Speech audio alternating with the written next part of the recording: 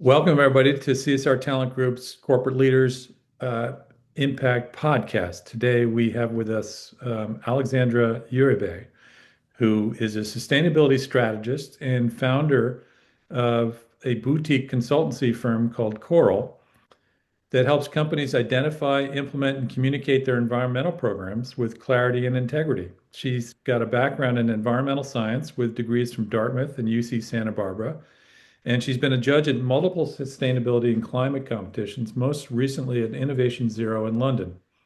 And thanks to her experience advising dozens of companies across industries and countries, she brings a rigorous and data-informed approach to advancing corporate transparency. She's also the creator of the Messaging Risk Assessment, a tool that evaluates the risk and strength of sustainability claims in digital communications. So today we're going to talk with Alexandra about sustainability communications, a bunch of different angles to that. But welcome, Alexandra. Thank you for joining us. Thank you, Tom, for having me. Really exciting to be on this podcast. Great, great. Well, let's start out with a big picture question, and would love to get your take on how sustainability communications has changed recently, given the pressure on companies to abandon ESG, and how have companies changed their approach to communicating about sustainability? Yeah, well, there's been a lot of changes generally within the ESG, CSR kind of alphabet soup of kind of descriptions around sustainability over the last few years.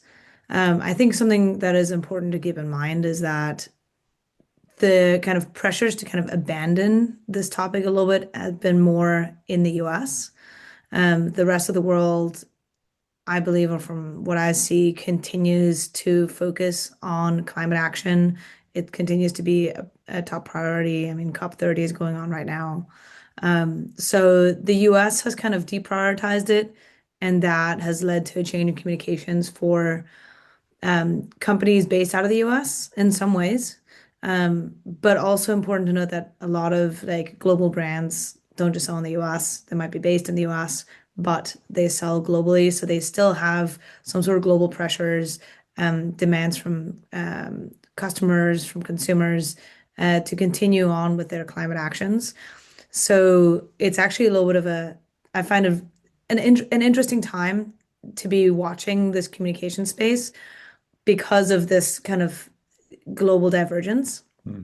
I will say though, within the US, I've seen kind of this abandonment of ESG, if we want to call it that, to be more of um, let's call it a change in name, because it's now more scrutinized under the current administration to talk openly about climate change and climate action, all of that. Some of the underlying strategies are still there. So companies haven't necessarily abandoned the actions, but abandoned the way in which they talk about it. So now a lot of times companies are talking about it more from the sense of like a risk management strategy or health, like a human health focused strategy or something that relates to supply chain resilience. So sometimes some of these kind of changes that we were previously putting under the ESG kind of umbrella bucket, the way we talk about them, are now just being talked about in a slightly different way. So you have to kind of find that content under other headings, so to say. Some companies obviously have also abandoned some of their goals completely within the US, but I think for the most part, it's been kind of a reframing of it. In Hmm. some cases, it's putting things on hold and kind of trying to find a way of restructuring it. But at the end of the day, I don't think that ESG is a fad. It's a financial strategy. A lot of projects that companies have been doing have, they've invested money in making things better, more efficient, more sustainable, and you can't kind of just back out of that. So I think those projects are here to stay. Energy efficiencies and other resource efficiencies have led to lowering operating costs. You know, attracting and retaining talent also is a priority. So that kind of the climate aspect of that, especially for younger employees, continues to be kind of aligned with some of these climate strategies. So I think ESG is just being renamed. I don't think it's necessarily going away. And companies are realizing that they need to stick with what they were previously doing. Hmm. Well, that's really interesting. So there are the companies that are headquartered in Europe and maybe revising how they talk about it in the US. They're the ones headquartered in the US that maybe still be talking about it in Europe, but are doing more reframing in the US. I'm wondering about companies, maybe newer companies, the SMEs in the US that are only based in the US Mhm. that have sustainability programs. But what do you see them doing? Are they the companies that are somewhat new to this? Are they looking for advice on how to really frame what they're doing? And if they come to you, what do you tell them? Yeah, that's a really interesting kind of subsegment. I find that the kind of the newer companies, their focus has kind of gone away from sustainability. I remember maybe in 2021, 2022, there's a huge push for like young companies, new companies to be like, our differentiator is going to be sustainability. We want to be clean and sustainable and all of these things. And I've seen some of that push definitely kind of go away, especially for these kind of younger companies. That being said, the scrutiny that these smaller companies face, kind of vis-a-vis the government, is not the same as larger or publicly listed companies. So they still have the flexibility of kind of do choosing their own path rather than being forced down a path. Um, I think the some of the smaller companies that are kind of just starting out their journey or deciding if they even want to prioritize this or not, when they come to me, they are generally looking for kind of the easy wins or doing things that essentially allow them to get or maintain larger clients. Companies like, I don't know, Target, they have a big sustainability program for its suppliers. So if someone wants to sell to Target, they'll still need to meet the sustainability requirements that Target has set. But it's just, you know, these companies will be doing it specifically for that client rather than to improve their sustainability overall. Right. I'm curious. So we talk about different stakeholders, and obviously there's pressure from this administration to speak in a certain way. But do you see any pressure from other stakeholders to speak more openly about what companies are doing? For example, employees or even investors. Where do you see companies really sort of putting together maybe different approaches to communication because of the different stakeholder interests or demands? Yeah, it's definitely really interesting. I think that there's a bit of a divergence right now between internal communications and external. So this kind of aligns with what you're talking about, different stakeholders. Mhm. Definitely internal communication remains crucial. So the external forces we talked specifically politically about, a little bit of dampening or rephrasing. Internally, however, shareholders, employees are a huge, like important stakeholder. Millennials and Gen Z now make up almost 50% of the US workforce. And a lot of kind of people in that generation in those generations are very kind of mission aligned. They still want to work for companies that are doing something. It doesn't necessarily need to be environmental sustainability, but there is some sort of social or environmental action. So internal communications still kind of need to be there, and it's pretty crucial that companies Hmm. are able to continue to communicate transparently and honestly internally about what it is that they're doing. So kind of the external rebranding, potentially, if we're talking about external investors like publicly listed companies, government, like those are really where we're seeing more of these changes. But kind of internally, I would say employees play a really big role. And yeah, it's important to continue to show kind of that mission alignment. So it sounds like it's a sort of a complicated tightrope for companies to walk here. So I'm wondering if you mentioned Target before, are there companies that you think are doing a really good job around their sustainability communications and what are they doing that others can learn from them? Yeah, so I'm always hesitant to point out one specific company Yeah, that is doing like everything right. I think that there are examples and things you can pull out from different companies. The common ones that people always like to mention are like the Patagonias and the Ben and Jerry's of the world, just because just their entire underlying foundation is so mission, environmental, sustainability driven. And they continue to do that.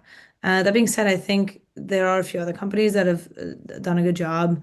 Um, like Lululemon has actually managed to be pretty transparent over the last few years and continues to push kind of globally. Um, Another kind of maybe random one is JM Schmuckers, the jam brand.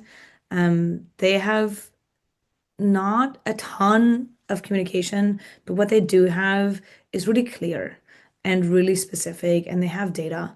And sometimes it's not about just having information on everything. A lot of companies feel like they have this huge pressure to be like transparent by saying something about their materials and their packaging and their suppliers and their operations and everything. And that sure is a version of transparency, but it's really, really difficult. So companies like Jam Schmuckers, I think they are doing a really good job of focusing transparency on just a few things and being really clear about that. And I think that's really valuable. that's great. That's helpful. It didn't sound like you mentioned too many big companies in that list, but I know Ben and Jerry's is part of Unilever at least. But I Yeah. guess wondering too about the regulations, and obviously companies have to report against certain regulations, like the EU Green Claims Directive. But how does that shape their communication as far as what they decide to tell stakeholders and versus what they, are required to tell stakeholders? Yeah, so the role of regulations is really important from an international perspective. So the EU has the Green Claims Directive, the UK has the Green Claims Code, and those I would say are kind of the most advanced globally. Canada has one that they've just started, Australia. The US has the FTC, the FTC guides.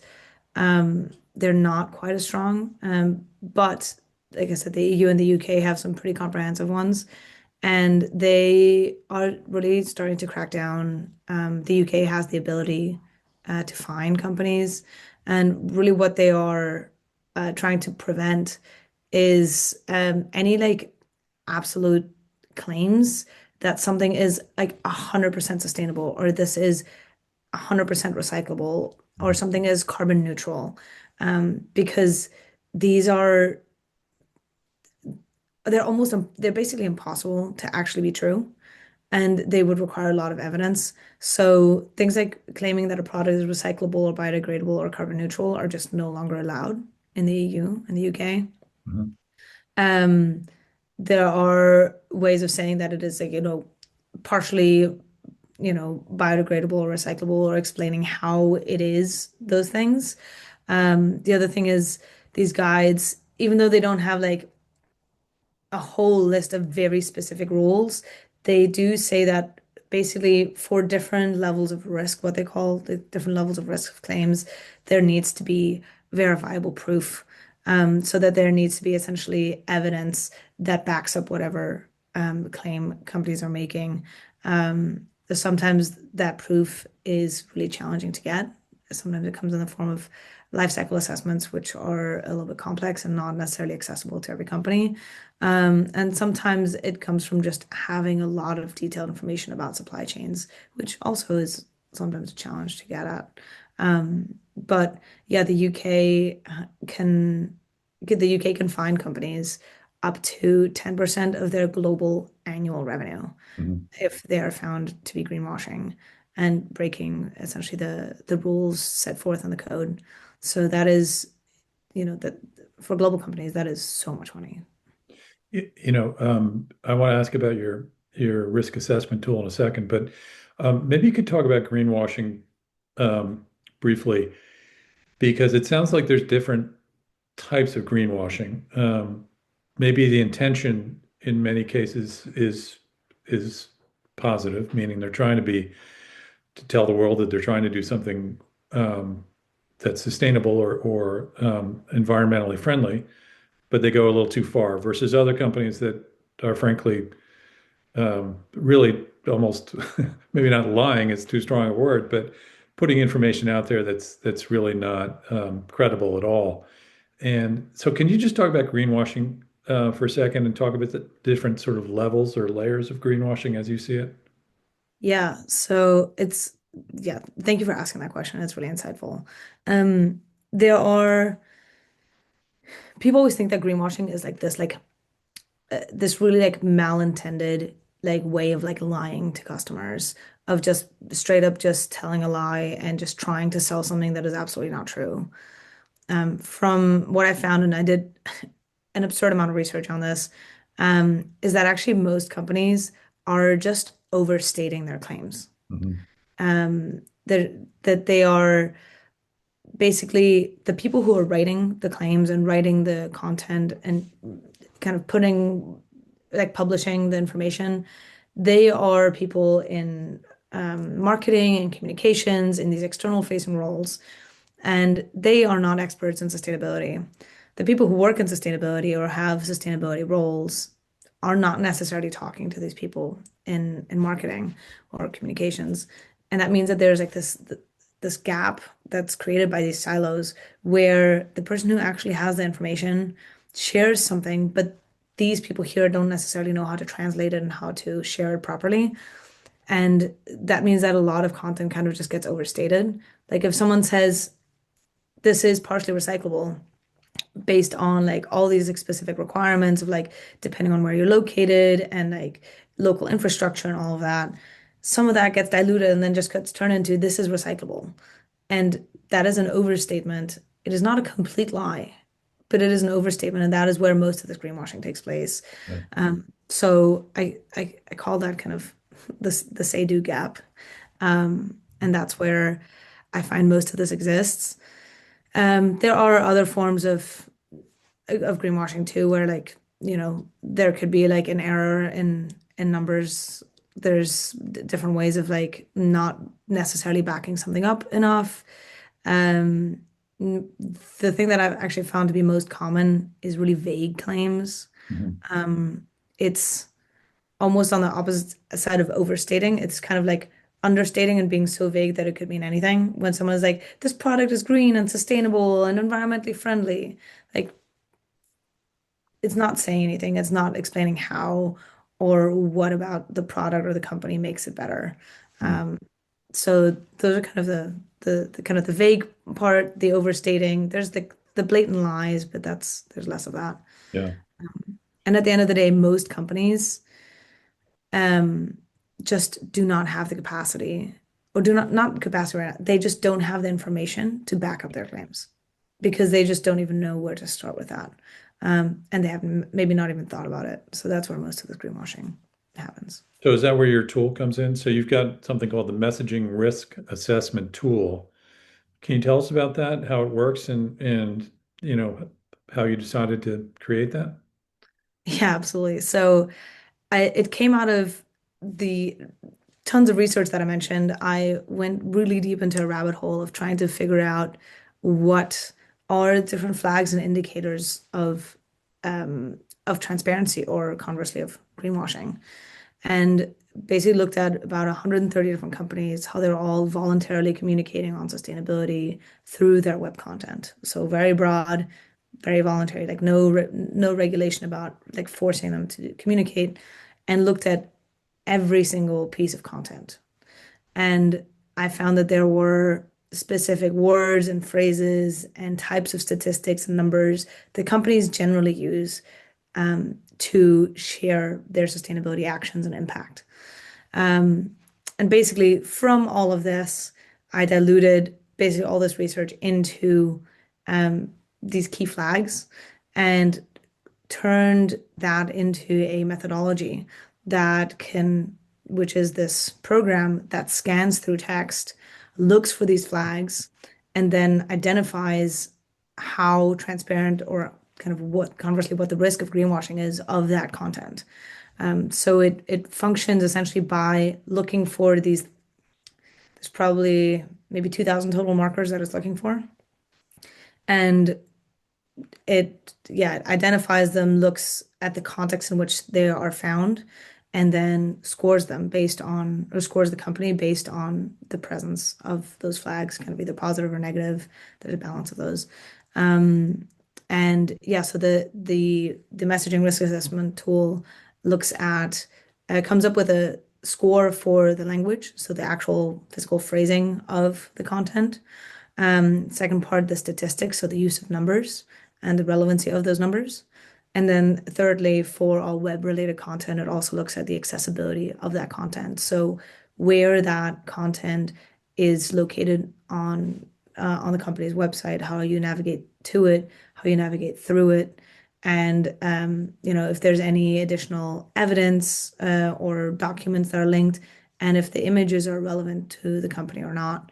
And basically between the statistics, the language, and the accessibility, it comes up with a final analysis of, how risky the content is overall.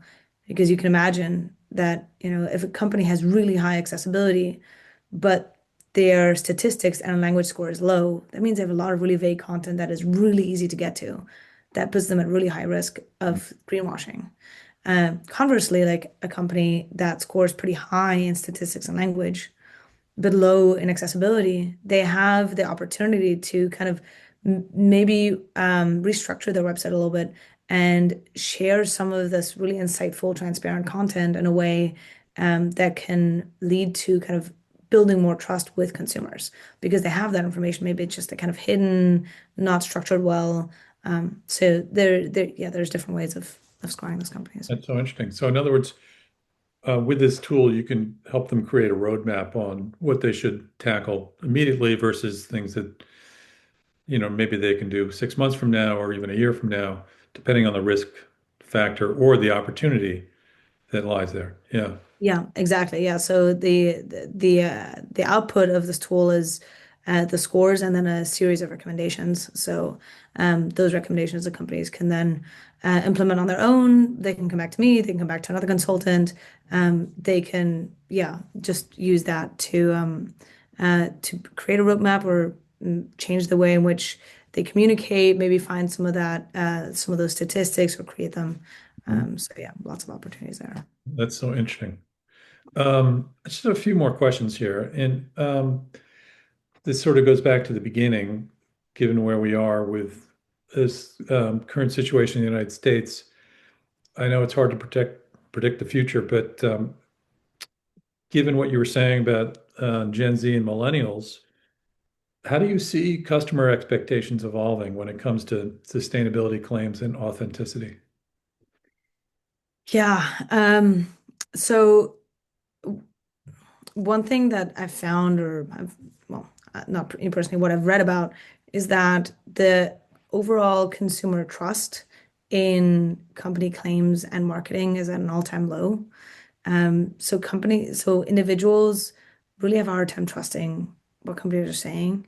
Um, and a lot of this sustainability communications falls into that because, like I said, a lot of it has been va very vague. So consumers are getting smarter, right? They have a lot more content at their fingertips. They can learn a lot more, a lot faster. So it's getting a little bit harder to dupe customers, which means that essentially consumers really want more information and more specific information, especially, with the purchasing power of Gen Z coming up and of millennials have kind of already proven their kind of higher desire for sustainable products, but kind of Gen Z is in the workforce, they have more disposable income. So there's more demands of companies to be kind of more transparent and more clear. So I think what is best for companies or a way in which companies should move towards is sharing information that is clear and specific and data driven, um, so that they can really make kind of defensible claims that they can back up. And given that you're suggesting that they put more data out there, what kind of data do you think people are looking for? What's going to be most convincing or helpful for them to understand? Yeah, so I mean, God, there are so many different ways of providing data. I think there are, I want to split this up into two kind of groups. One is there's data on the company. So operationally, this usually relates to energy use, water use, chemicals, their emissions, which is a big one. So this is related to how a company actually operates. Um, Data on just companies sharing this information, I think is valuable. Um, Individuals and even myself, I can't make I do a lot of carbon calculations and I can't tell you if a company's emissions are high or low because it's such a personal metric.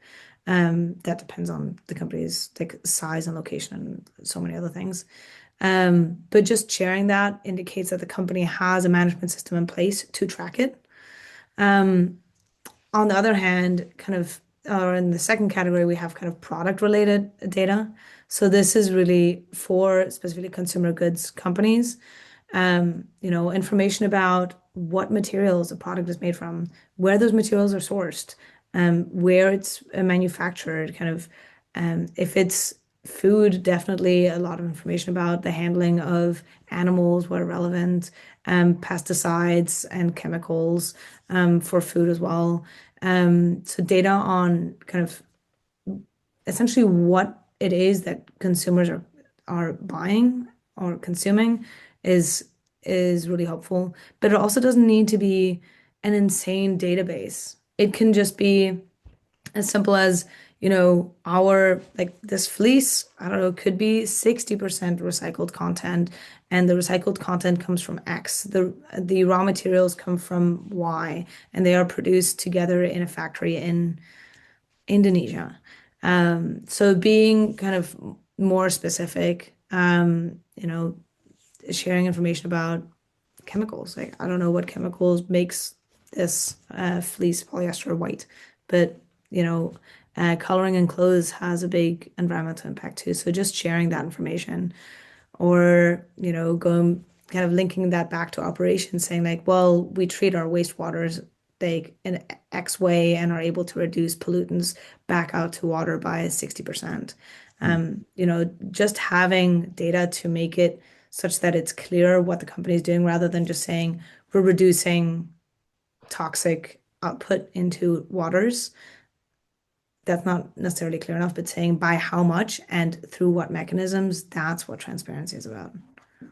It does seem like certain industries are ahead of other industries, obviously, Yeah. especially when it comes to products. Um, People are much more conscious around food, what they're putting in their bodies, for the most part. I'm not sure I see that in a lot of other product areas. Clothing, I think, is starting to get there a little bit, but do you see are there certain industries that are moving quickly now that um, uh, are interesting to watch just because they're seeing the need to tell consumers about where they're sourcing their materials or how their product is made? Yeah, I mean, interesting that you mentioned exactly those. Last year I did some research, kind of digging down further into the research I'd already done and doing an industry specific deep dive, and found that, the food and beverage industry is more transparent. Mhm. So they don't just have to disclose more things for policy related kind of regulations, but they're also communicating on sustainability issues more transparently. So I think those habits of transparency of communication kind of transfer really easily from like a health side to a sustainability side. Um, and yeah, like I said, consumers are a lot more conscious for food and beverage because it's going physically in your body. Um, the apparel industry is, I find, actually slower than it's supposed to be. The apparel industry has been called out numerous times over the last few decades, essentially since, God, I think since Nike got called out for its sweatshops in the 1990s. Yeah. Um, and it's continued to be called out through a number of different companies and supply chains and all these other topics over, well, essentially decades now. And their communication is shockingly not as good as I would have expected based on the results of the research that I've seen or that I conducted. Another industry that's actually interesting is the personal care and kind of cosmetics industry. So, um, yeah, cosmetics, any sort of facial care. Those companies are trying to be more sustainable. Um, but I found that uh, there's a lot of room for progress, let's call it that. That they want to say they're clean and green, but there's not as much action that they can really put behind it. So there's definitely more of a gap to close kind of what they're saying versus what they're actually doing.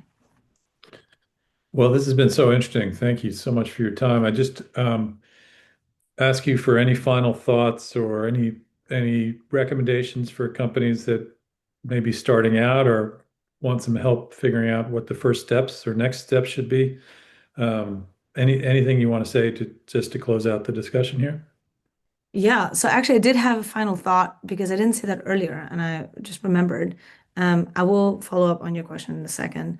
I was going back through some of my research a couple weeks ago, and I had recorded those like 130 or so websites that I had originally essentially downloaded to conduct my research.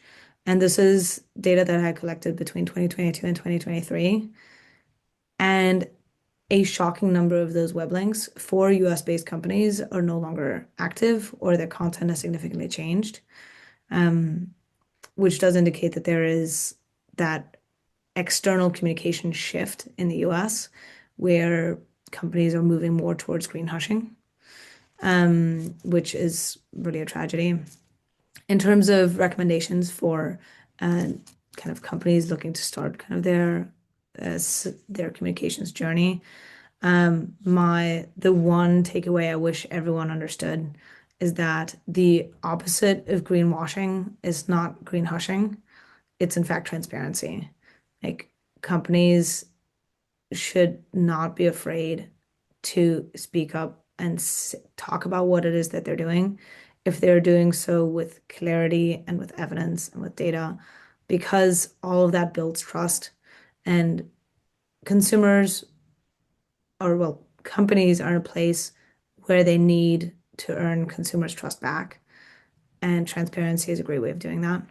And especially where consumers are looking for brands that are aligned with their own values, where consumers want to buy from companies that are ethical or sustainable, having transparency in some of those aspects. Again, it doesn't have to be on every single part, but being transparent on some things is better than not talking about anything. Yeah, So that's advice. my suggestion. That's great. Well, thank you for your time, and thank you everybody for joining us. If you want to reach Alexandra, you can reach her through us, or Alexandra, what's the best way for people to reach you directly? Just shoot me an email. It's alexandra@coral.com, and Coral has a silent 2 in it, CORAL. Okay, that's terrific. Thank you for all of that. And if any of you want more information, just reach out to either one of us. And we appreciate you joining us today. Thank you for Thank coming. you. Thank you for having me, Tom.